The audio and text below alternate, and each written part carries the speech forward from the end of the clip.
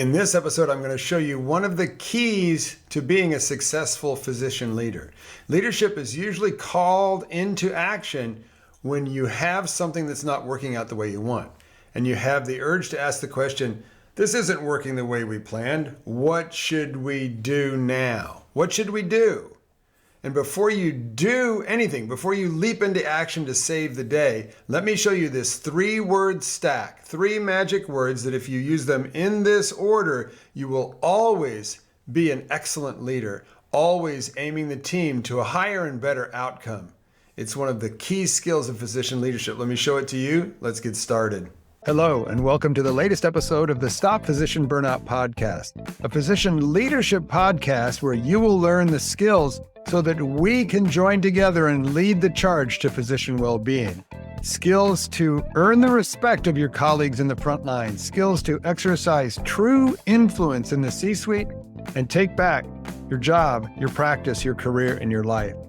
All of these tools have been proven effective in my 40,000 doctor physician coaching and training practice. And if I know one thing, I know you're super busy. So let's get started. As an independent consultant, trainer, and coach, I have talked to over 1,000 C-suites in my career. And in each case, they came to me because they had a problem. Typically, it was about physician burnout and physician disruptive behavior and things like that. And their question to me was always, what should we do, Dyke? And my answer to them was always, I don't know, and you don't know. And the reason you don't know and I don't know is because of this 3-word stack. Now, if you're listening to the podcast, the words are vision, strategy, and tactics. In that order, in a vertical stack. Vision's on top, strategy's in the middle, tactics is down below. I've given you an example in the show notes. Please grab a pen and write them. Vision, strategy, tactics. Let me ask you a question. Is what should we do, Dyke? Is that a vision question, a strategy question, or a tactical question? Think about it. What should we do? Is that a vision, strategy, or tactics question? It's tactics. And the reason that you don't know what to do when you're faced with a challenge like whatever it is that you're facing in your practice or your job, and the reason that these C-suites didn't know what to do is because we need to go to the top of the stack to guide our actions. This is leadership. This is transformational servant leadership. You have to start with a vision. Once your vision is clear, vision of a positive outcome, no matter what the challenge is, then the strategy and tactics will just fall out. And let me give you a parenting example of this. If you came home and your kid, let's say you had a couple of kids that were 4 and 6 years old, excitable, right? Ready to play at any point in time. You come home and you say, hey kids, get packing. We're going on vacation, which is a tactical command. Would your kids actually get packing? Or would they instead stop and ask you a question? Well, of course they'd ask you a question. What's the question? Where are we going? They need to have the vision question answered, where are we going, before they can even begin to pack for that trip. So whenever you're faced with any urge to ask the question, or anybody asks you the question, what should we do? Because something's not going as planned, stop and focus on vision. The vision of a positive outcome for this issue. Now, the place that we use it the most in my coaching practice is in the generation of your ideal job description. Your ideal job description.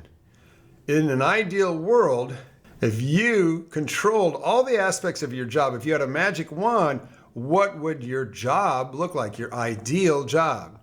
What kind of patients would you be seeing? For what kind of hours and what kind of pay?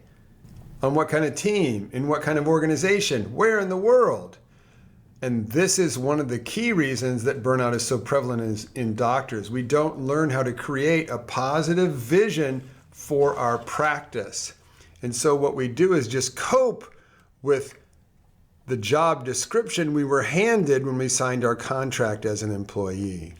What is your ideal job description? It's only then that you can create a strategy and tactics to get that outcome.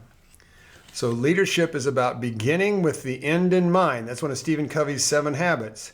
Anytime you're faced with a challenge, before you start doing something, don't just do something, sit there and figure out what the positive vision of the outcome is that you want so that you can get everybody on board. Now, There are some situations where you're talking about leadership for yourself. In that case, you make the decision on what the vision is. But if you're leading a team, it's important to get consensus around the team's vision, the team's shared vision for a positive outcome. Ask the question, hey, how do you want to make this look, everybody? How do we want to make this look when we're successful? What does success look like? How would we measure it and know that we're there? And get everybody on the same page with regard to the vision of a successful outcome before you start to build out the strategy and the tactics. And again, one of the other key leadership skills that you use at that point is the power of asking questions. See, the interesting thing about leadership is a lot like baseball. It doesn't matter whether you're Little League or World Series champion. Baseball only has 4 skills: throw the ball, catch the ball, hit the ball, run. Leadership only has a very small number of skills used consistently. One is always be driving yourself and your teams towards a positive vision of the future outcome. That's number 1. That's what we've taught today.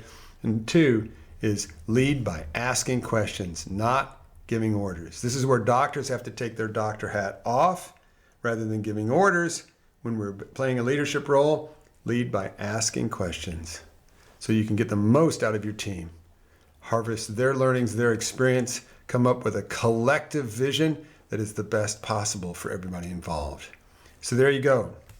You'll notice I carry this with me everywhere I go. Vision, strategy, tactics. Write it down on an index card like I have here. Vision on top, strategy in the middle, tactics on the bottom. And let that guide your leadership structure from here forward. In the next episode, we're going to talk about the 4 realms of leadership. The 4 areas in your human life, on your turn on this mortal coil, where you can have a vision and exert leadership to create that vision in the world in your lifetime. The 4 different layers of doing that, the realms of leadership. And I think it's going to be interesting because you're going to find that some of these realms are in conflict with others. I'll see you in that podcast. Until then, keep breathing and have a great rest of your day.